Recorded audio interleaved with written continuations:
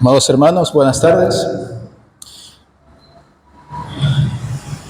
Sean cada uno de ustedes bienvenidos una vez más a la casa de nuestro Padre Celestial, donde tenemos la oportunidad, ¿verdad?, la bendición de estar reunidos en la congregación de los santos, ¿verdad?, de los justos, por la cual Dios nos ha llamado para la obra de su gracia, ¿no?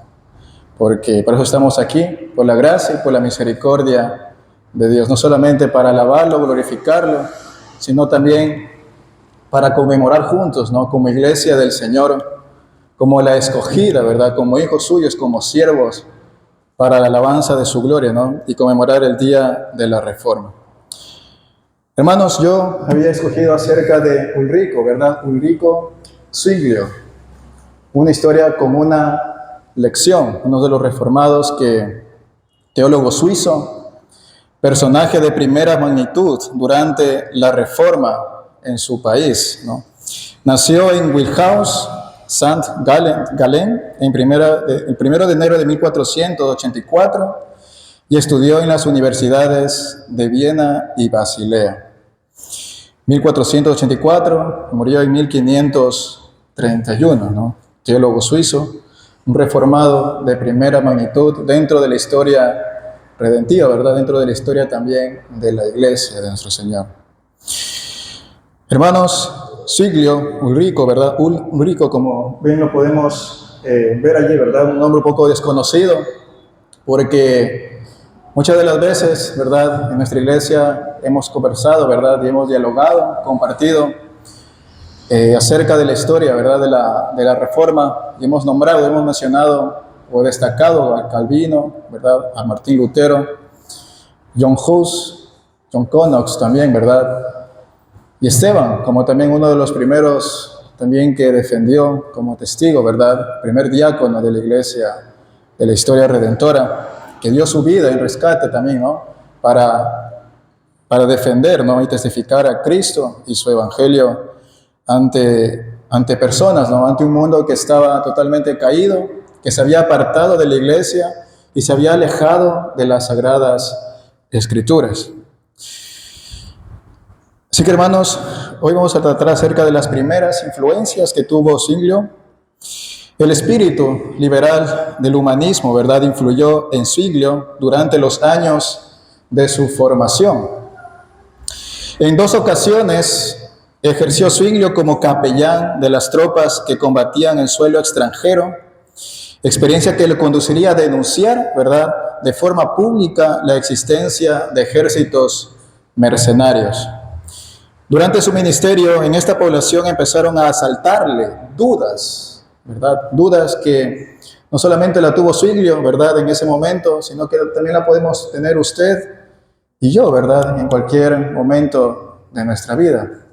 Dudas con respecto a alguna amistad, a nuestra familia, a nuestros padres, con alguna duda o con algo que a veces parece insignificante, ¿no?, pero que debemos saber la verdad. Cualquier persona le surge dudas. Y eso le pasó a Zwinglio, ¿verdad?, en aquel entonces.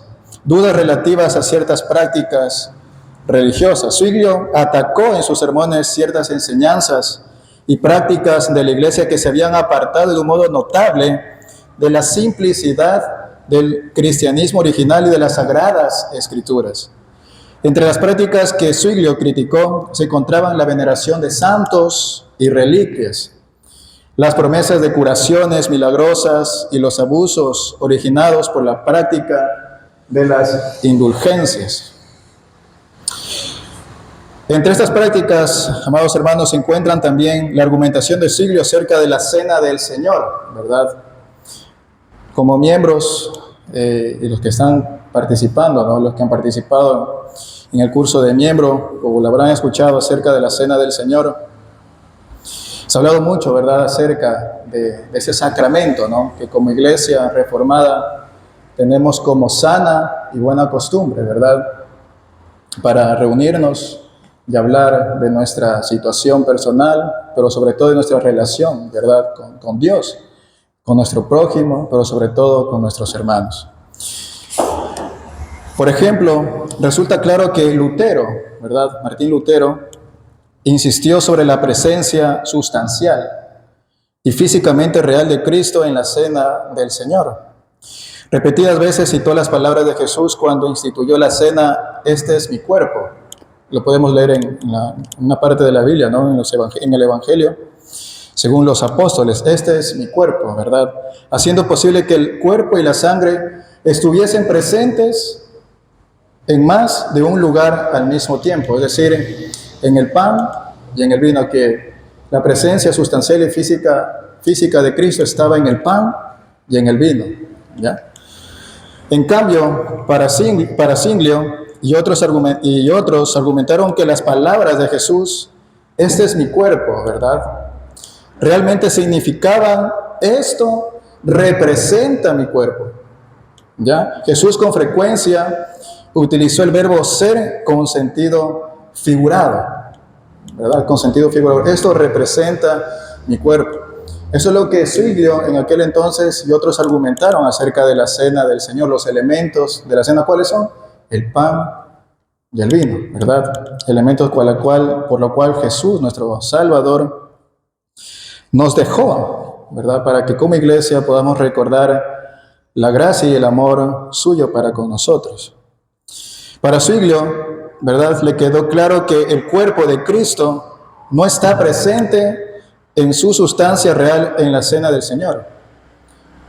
La cena es solo una conmemoración, ¿ya? Eso le resultó claro a Zwinglio. Es una conmemoración, es una representación de la cena de nuestro Padre Celestial y nuestro Salvador Jesucristo como nuestro mediador. Y la presencia de Cristo no es distinta, ¿verdad?, a su presencia normal por medio del Espíritu Santo. Eso, hermanos, como hago un paréntesis acerca de lo que Zwinglio, ¿verdad?, había atacado las ciertas enseñanzas y prácticas de la iglesia que se habían alejado notablemente, ¿no?, de la simplicidad del cristianismo original y de las Sagradas Escrituras.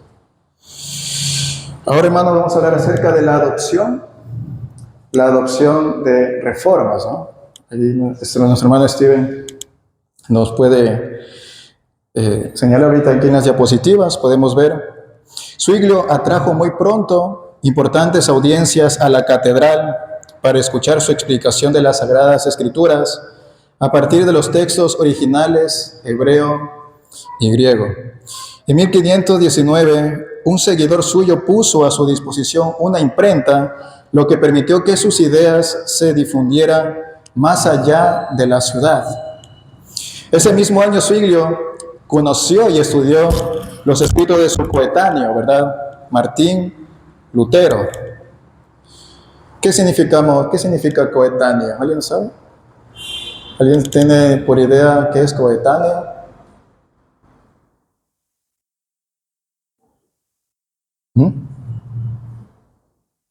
¿Qué es coetáneo?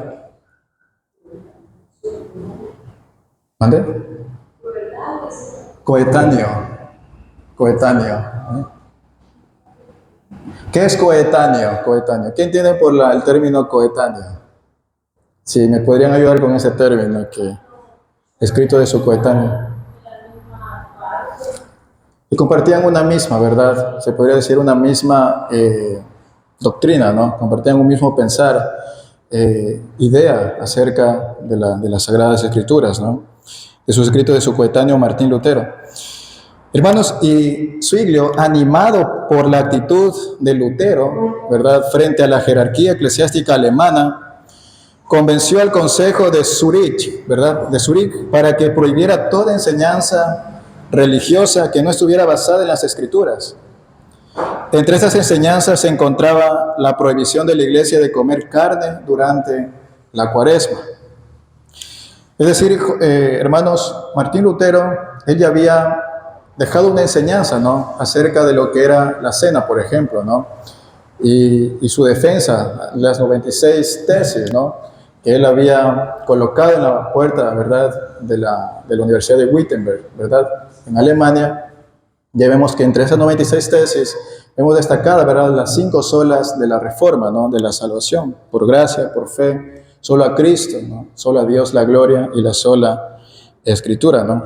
También testificando a Cristo y su evangelio y a ciertas prácticas religiosas que no le venían al hombre para bien, ni para edificación, que no ayudaban ni aportaban mucho menos para su salvación, porque Cristo, con su obra única y perfecta en la cruz, y una vez hecha y para siempre, ¿verdad?, fue suficiente para toda aquella raza humana, ¿verdad? Porque de tal manera dice que amó Dios al mundo que mandó a su Hijo unigénito, ¿verdad?, para que todo aquel que en Él crea no se pierda, mas tenga vida eterna.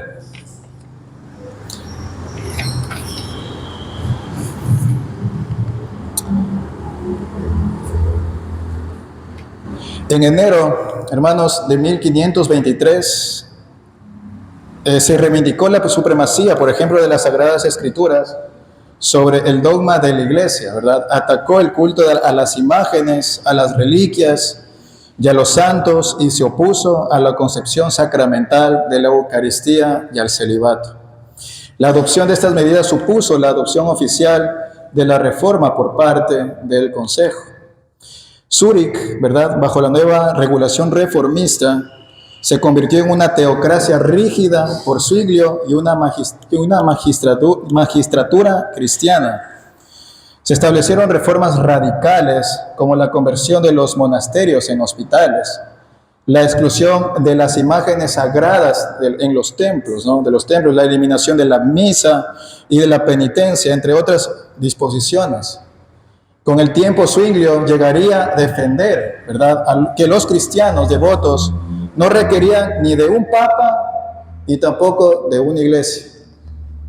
¿Por qué? Porque solo a Cristo se le debía la gloria. Nosotros como Iglesia Reformada creemos que Cristo es la única cabeza de su iglesia, la piedra angular, ¿verdad?, esa piedra preciosa por la cual nosotros nos da vida y vida en abundancia. En eso creemos, y nosotros como iglesia debemos estar sometida y sujeta a sus enseñanzas bíblicas, a la gran verdad que nos ha dejado en su evangelio. Y no dependemos de un papa, ¿verdad?, y mucho menos, ¿verdad?, no se requiere ni de una iglesia, ¿verdad?, porque la iglesia del Señor somos cada uno de nosotros, ¿verdad?, somos el templo espiritual de Cristo. ¿Ya? Hermanos, ahora vamos a hablar sobre los conflictos entre protestantes. Conflictos entre protestantes. Los anabaptistas. ¿Alguien ha escuchado sobre los anabaptistas? ¿No? Los anabaptistas, ¿verdad?, fue un grupo protestante muy radical, ¿verdad?, muy radical. Amenazaron en 1525 el poder de Zwinglio en Zúrich. Zwinglio los derrotó con claridad, ¿verdad?, lo que precipitó la expulsión de Zúrich de todos los dirigentes anabaptistas. Amigos de Martín Lutero y de Zwinglio, preocupados por las diferencias doctrinales y políticas existentes entre ambos, lograron que se encontraran en 1529. El encuentro, ¿verdad?, que había surgido en ese entonces resultó un fracaso. No fue de éxito, resultó un fracaso, ya que estas dos personalidades, ¿verdad?, no lograron ponerse de acuerdo en numerosas cuestiones, entre las que destacan los problemas teológicos de la consubstanciación y de la transustanciación, de lo que les había hablado acerca de la cena del Señor. No se habían quedado de acuerdo, ¿verdad?, entre los amigos de Martín Lutero y los de Zwinglio, porque los amigos de Martín Lutero tenían otra creencia acerca de la cena, ¿no?, por ejemplo, de la transustanciación, mientras que los de Zwinglio, ¿verdad?, tenían otra argumentación en base a la Biblia y a las enseñanzas que nos dejó nuestro Señor Jesús, ¿verdad? Por lo tanto, resultó un fracaso esa reunión, ¿ya? Las divergencias entre católicos y protestantes desencadenaron una grave escisión en el seno de la Confederación Suiza, el final de la Reforma Suiza. Ahí fue el final de toda la Reforma que se había llevado a cabo en el país, ¿verdad? En Europa, en este caso en Suiza. Eso, hermanos, nada más. ¿Algún comentario? ¿Una pregunta? Muchas gracias.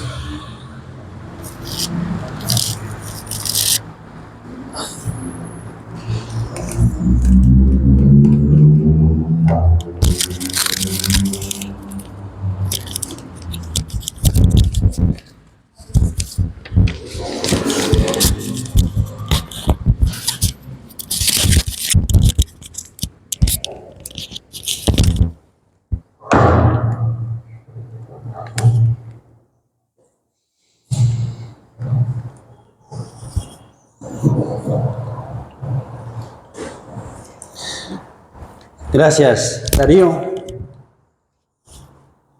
por esta exposición sobre Ulrico. Y ahora vamos a hablar sobre un hombre que vivía más o menos en el mismo tiempo, Juan Calvino, un hombre que conocemos tal vez un poco mejor. Juan Calvino, o en francés, donde nació Jean Calvin, 1509, nació en Francia. Y como saben bien, el año de la Reforma, cuando Martín Lutero empezó con exponer sus ideas, sus preguntas contra la Iglesia reformada, ya pasaron algunos años, ¿no? Porque eso fue en 1517, donde Juan Calvino solo tenía unos 7 años nomás, ¿no? Como niño. Entonces, cuando Martín Lutero ya empezó colgando sus tesis en la puerta de la iglesia, Juan Calvino solo tenía 7 años. Pero, como le conocemos bien, tenía un papel muy importante. Después, este primer paso de la reforma, este movimiento de la reforma, saliendo de la iglesia católica reformada. No tanto como Lutero, no tanto en contra de la iglesia reformada, de la Iglesia Católica Romana, sino también más estructurando las cosas que aprendieron también de estos hombres, Martín Lutero, tanto como Ulrico Zwinglio. Primero, un poco sobre su vida. Él nació en Francia, su padre quería que estudiara teología, pero él mismo lo cambió. Empezó a estudiar derechos, leyes, y en eso graduó. Después de haber tomado la decisión de ser un erudito, Calvino se sumergió muy pronto en el estudio de latín, griego y el hebreo. Fue conocido por su dedicación al estudio. Estudiaba, leía y aprendía. Y es claro que Juan Calvino entonces tiene aún mucha influencia hasta hoy en día. Hay un estudio profundo sobre su vida por Bea van Halsema, y él estudiaba la vida de Calvino en un libro que titula Así fue Calvino, y ella dice lo mismo, lo siguiente sobre Calvino. Es sorprendente ver lo mucho que podemos aprender de la vida de Calvino, estudiando sus cartas y sus escritos. Me vuelve a sorprender el hecho de que Calvino fuera un hombre de Dios internacional, que traspasó las barreras de la cultura para llegar a entender e influenciar desde Ginebra el mundo de hoy en día. Todavía lo oímos hablar por medio de sus hijos espirituales en muchas partes de la pequeña gran aldea que es ahora este mundo. Eso fue su conclusión sobre la vida de Calvino, que tal vez no era un hombre como Martín Lutero, pero después fue un hombre con un papel muy importante que aún sabemos como reformador.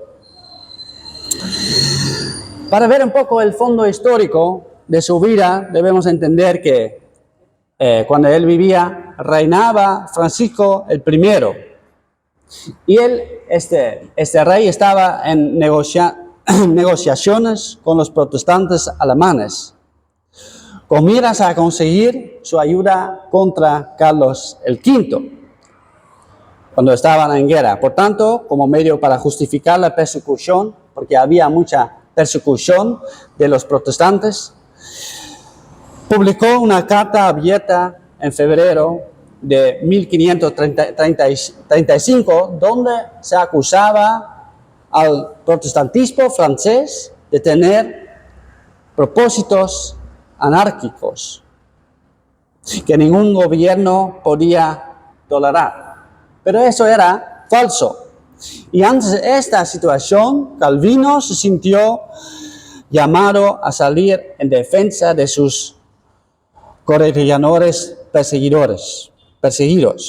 Y eso dio lugar en que, mientras se encontraba en la Basilea, Calvino hizo publicar la primera edición de su sobresaliente obra, muy conocido como Institutio Christianae Religionia, como conocemos como la institución de la religión cristiana. Luego se conoció comúnmente como los institutos de la religión cristiana.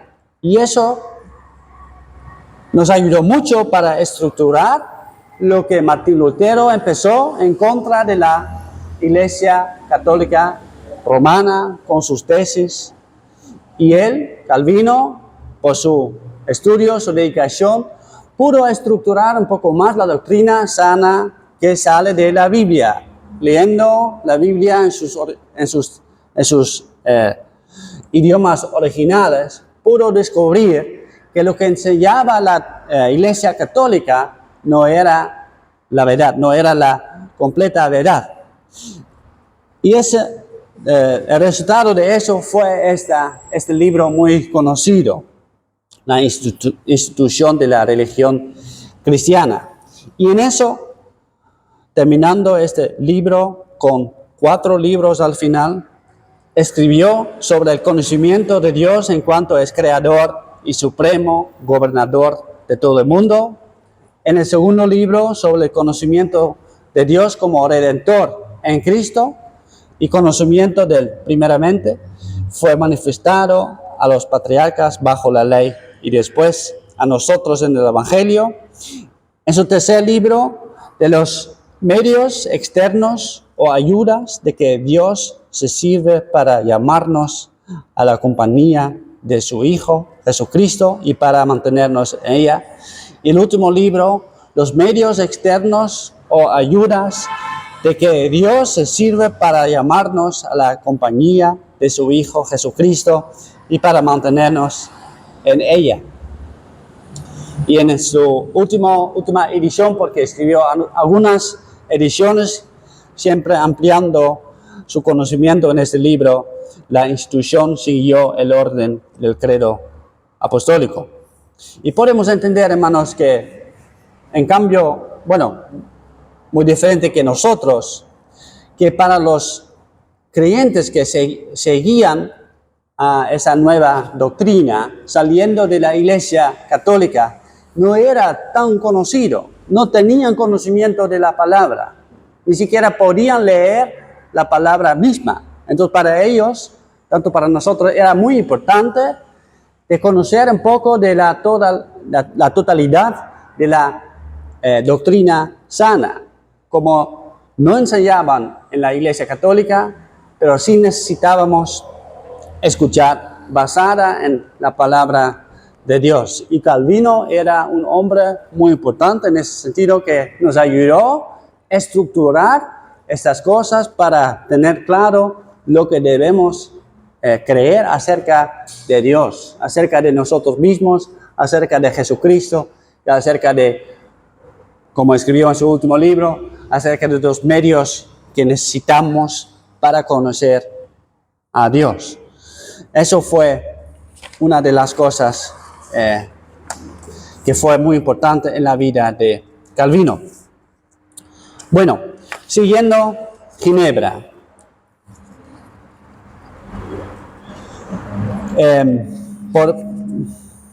Por cuestión del tiempo y falta de luz voy a resumir un poco, ¿no? Ginebra era una ciudad muy importante para Calvino. Él estaba en camino a Estrasburgo en Europa. Y para él era un lugar muy importante, desde donde estaba, pensaba que era adecuado para volver a estudiar y escribir lo que se creía ser su vocación. Pero Calvino tuvo que desviarse de su ruta para evitar los peligros de la guerra que tenía lugar en toda esa área. Entonces llegó a Ginebra y pidió alojamiento por una noche con intención de proseguir su camino hacia Estrasburgo. Pero una vez ahí, Guillermo Farel, líder protestante junto de un grupo de misioneros, convenció a Calvino de que era la voluntad de Dios para él que estableciera la norma evangélica en Ginebra. Y el propósito principal de toda esta obra reformadora en Ginebra era requerir la obediencia total a los principios y doctrinas evangélicas. Y Calvino logró rápidamente que se adoptara su nueva constitución eclesiástica, las ordenanzas, aunque con algunas correcciones. Las ordenanzas enfatizaban que el gobierno de la Iglesia estaba principalmente a cargo del consistorio, que estaba compuesto con los pastores y 12 laicos conocidos como ancianos. Los laicos eran la mayoría del consistorio, ya que los pastores solo eran 5. No obstante, Calvino ejercía gran influencia y el consistorio casi siempre hacía lo que él deseaba. Y ya entendemos que nosotros como Iglesia Reformada también seguimos esa ordenanza de Calvino, que nuestro reglamento de orden de la Iglesia también es basado en estas ideas de Calvino, por eso nos llamamos también calvinistas, ¿verdad?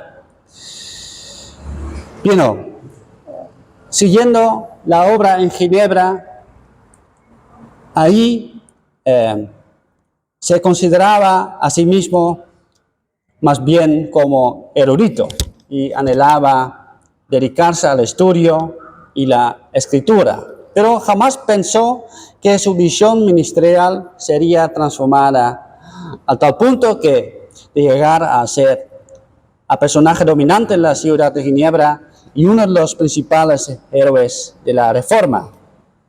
Mientras los pueblos y países vecinos se encontraban envueltos en guerras y revoluciones, la ciudad de Ginebra avanzaba firmemente en su posición de ciudad de la Reforma en el mundo.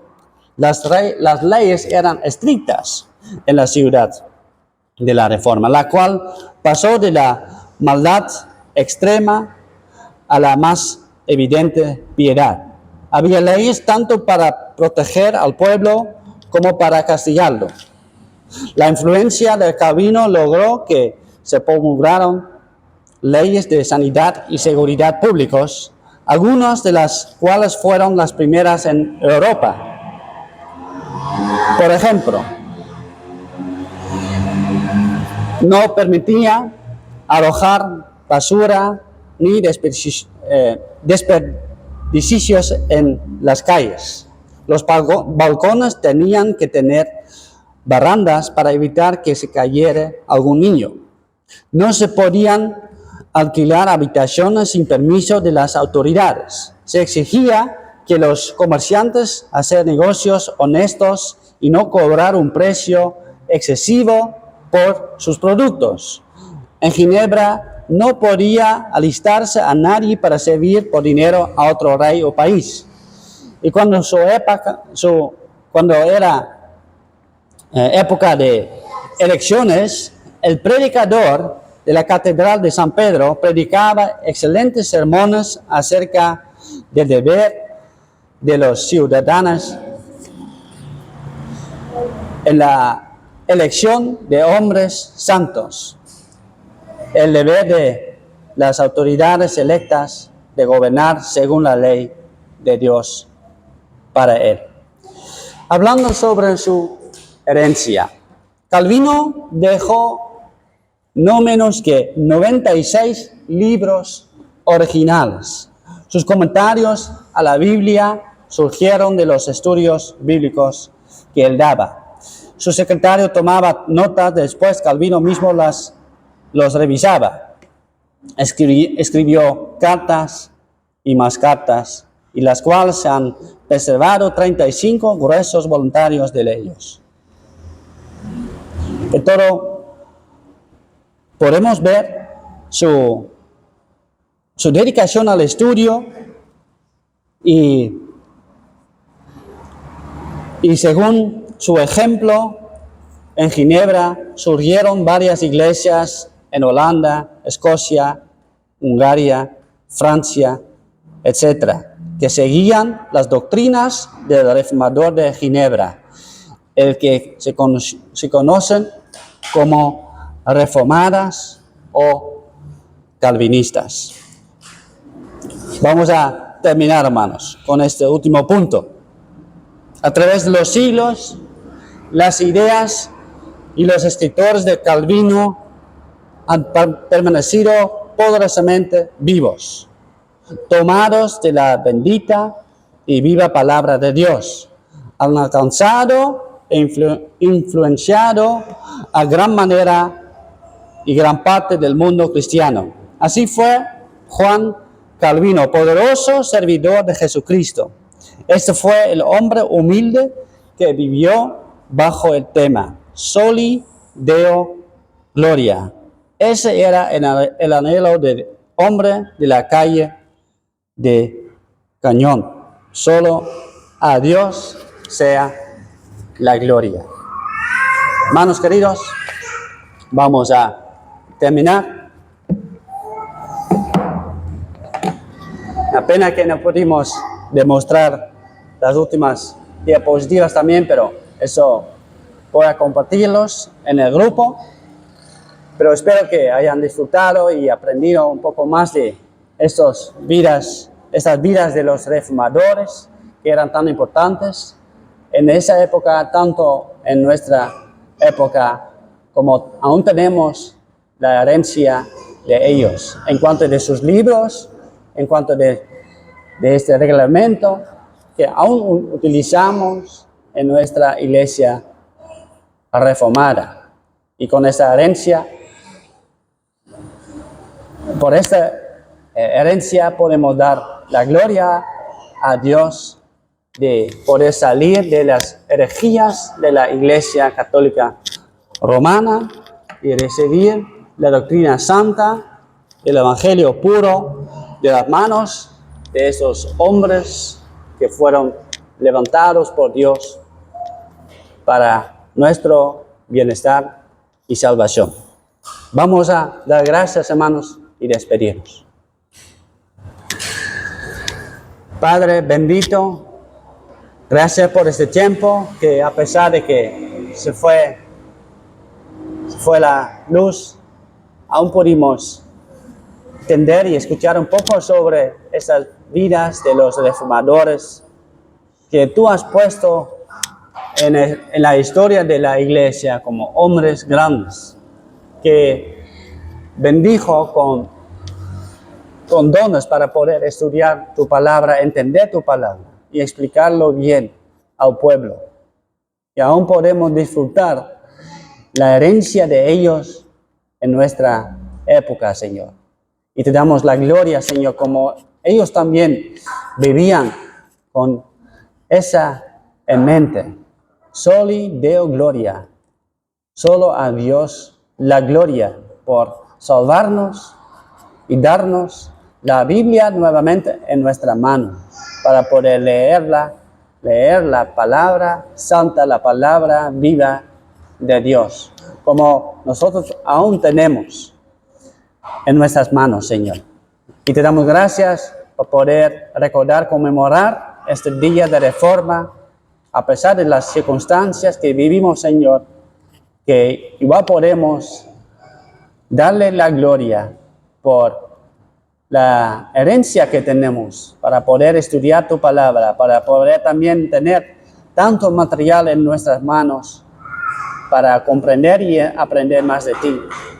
Y oramos, Señor, que sea para nuestro bienestar de poder estudiarla, creerlo y para que sea para nuestra salvación. Gracias, Señor, por este momento que tuvimos en tu casa. Guárdanos cuando regresamos a nuestras casas. Perdónanos nuestros pecados y todo eso te pedimos. En el nombre de nuestro Señor Jesucristo. Amén. Bien. Podemos cantar una canción, hermanos, sin ayuda, a capela, para despedirnos.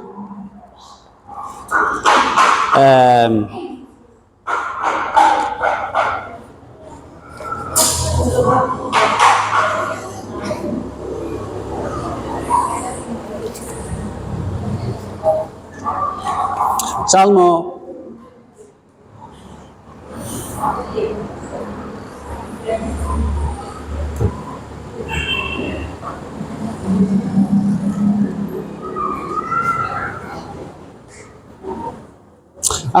Salmo 18, ¿sí? Un salmo conocido.